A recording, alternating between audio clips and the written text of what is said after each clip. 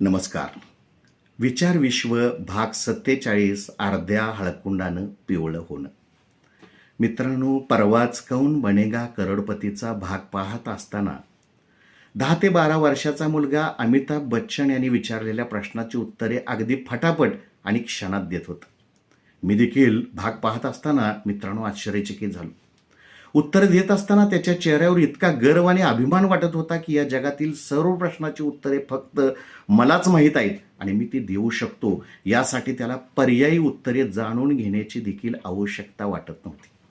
बच्चनजी मात्र संयम ठेवून मला नियम मोडता येणार नाही, मला पर्याय सांगावेच लागतील असे सांगत असताना पर्यायी उत्तरे द्यायच्या आतच तो अगदी घाई गडबडीत उत्तरे देत, तरीही बच्चनजी मात्र मित्रांनो त्या मुलाचे कौतुकच करीत होते.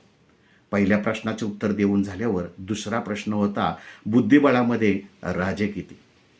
पर्याय देण्याच्या आतच 2 म्हणत असताना किती फालतू प्रश्न विचारता असा त्याच्या चेहऱ्यावर भाव दिसत होता. तिसरा प्रश्न होता रामायणातील कांडावर.